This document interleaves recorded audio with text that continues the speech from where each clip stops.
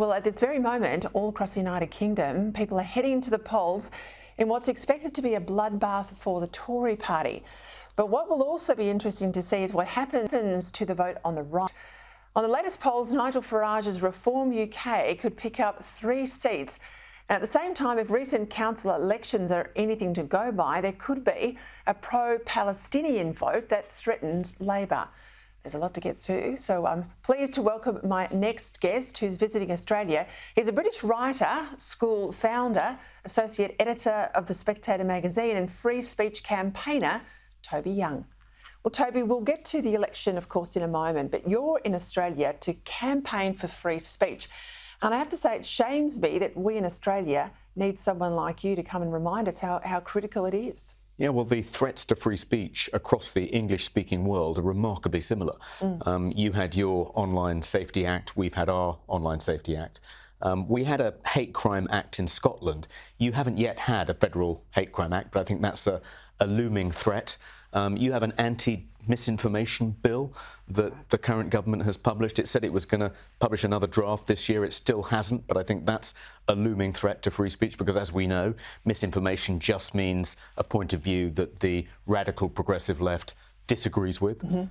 You've also got your e-Safety Commission. We're about to have something similar, not quite identical, but looking at the way in which the head of your e-Safety Commission has overreached, I think that's something that we need to be very wary of when Ofcom, our equivalent, becomes empowered with policing social media, as the e-Safety Commission has here. If the polls are to be believed, it'll be a landslide win for Labor. How will free speech change under Labor? I think it'll be seriously threatened by the next Labour government. I mean, first of all, Keir Starmer is on course to win a huge majority, the largest since 1832, according to the latest opinion polls. So he's going to not be in any way constrained by an active Conservative opposition. I think he'll ban conversion therapy. We'll see a similar bill to the conversion therapy ban in Victoria. I think he'll probably enact Leveson, the press inquiry's recommendations in full, which will mean state regulation of newspapers and magazines, which will be an assault on the freedom of the press. I think something like the Hate Crime Act that's been passed in Scotland, which criminalised vast swathes of speech, which are currently legal in the rest of the UK. We'll see something like that being passed in England and Wales. Finally, it looks like he may criminalise Islamophobia. And the all-party parliamentary group in the House of Commons' definition of Islamophobia is any criticism of the religion of Islam. So to placate, we might talk about later, the Muslim vote, this energetic group, well-organised group of Muslim activists, one of their demands is we want to see that definition of Islamophobia embedded in British law and made illegal. I think Keir Starmer will do that. We seem to take a lot of our learnings from the UK. I mean, people are quite obsessed in this country with US politics, but it doesn't naturally translate to our parliamentary system. I see a lot more learnings come out of your part of the world.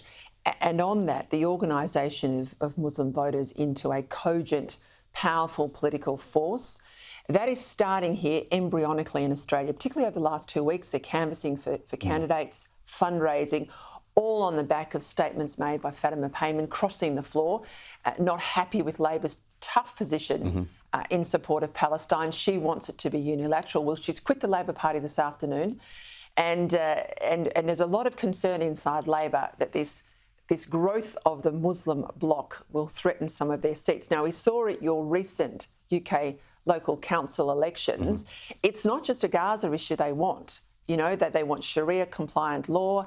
You're right, they want the criminalisation of Islamophobia. What's ahead for Australia? Well, if it's anything like what's beginning to happen in the UK, then I think it poses a serious threat to the integrity of your democracy. We're seeing effectively an ethno-nationalist bloc organising, mobilising within the United Kingdom and applying serious pressure to the Labour Party. Hitherto, the Labour Party has more or less taken Muslim voters for granted, and in Muslim majority constituencies there are sitting Labour MPs. But the Muslim vote is very unhappy with Labour's failure to outright condemn the supposed genocide in Gaza, and that's enabled them to mobilise a lot of grassroots support, and they're in some cases fielding candidates against sitting Labour MPs. They probably won't unseat any, but they're an embryonic but serious threat. And I think Keir Starmer will go some lengths to placate them, and that's what makes it really dangerous. Effectively, if he criminalises Islamophobia but not anti-Semitism, I mean, we only repealed our anti-Christian blasphemy laws, something like 7 or 8 years ago. So to reintroduce new blasphemy laws, but just to protect Muslims, that's really divisive. That's really sectarian. It's not a sign of a healthy liberal democracy. Yeah, I'm surprised that we're going in the path of sectarianism politics in this country and in yours.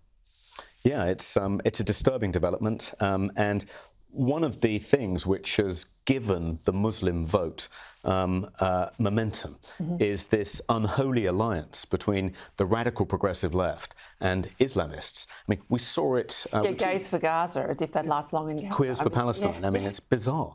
But they now see, Palestinians as oppressed victims of settler colonialists, and they think there's a common pattern here, the way in which First Nations peoples have been oppressed in New Zealand and Australia, the way in which supposedly people of colour are disadvantaged in America and the UK by so-called institutional racism. They all see this as part of a common pattern, and that's led the radical progressive left to really embrace the pro-Palestinian cause.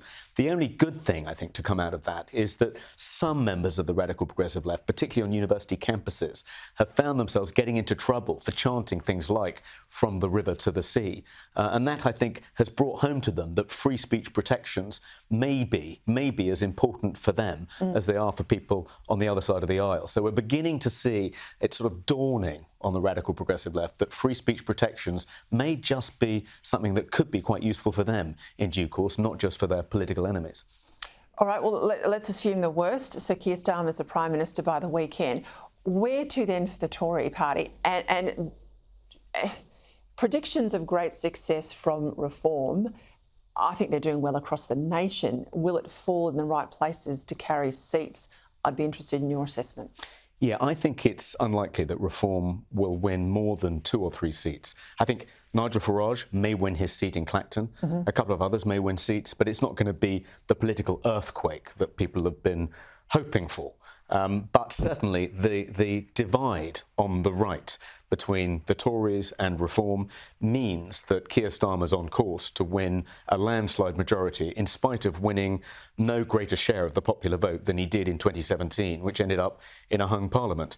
So we've got a divided right, and that's really helped Keir Starmer. I mean, it's unfortunate because it means we're going to be saddled with an extraordinarily powerful, overbearing, quite hard left Prime Minister who doesn't have a popular mandate to govern, but he'll have this huge majority. I have to say the Tories, other than getting Brexit done, don't have much of a record for 14 years in office. And of course, when the right moves to the left, as the Tories have done, they create a vacuum, and hence the resurgence of Farage. Yes, I mean, the big debate after the coming defeat is going to be, well, what was the cause?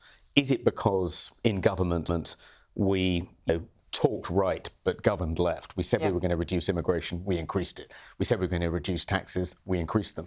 Is that the main issue? They just tacked too far to the centre and left themselves vulnerable to an insurgent party to their right flank. Or, and this will be the argument that the centrists make, no, the Conservatives went too far to the right. In their efforts to compete with people like Farage, they talked in a xenophobic way about migration. And that's why they've alienated the centre. And you can only win elections from the centre. You can't win elections by tacking to the right. So that will be the big debate.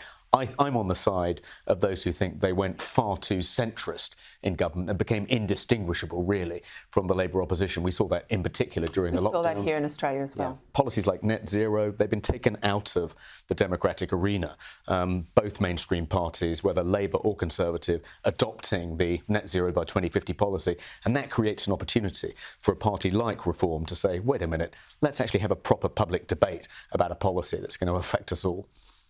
Good luck with your efforts tonight. I know you're going into the student area of Melbourne, into the Lion's Den, so I know you'll hold your own. Toby Young, thank you. Thank you.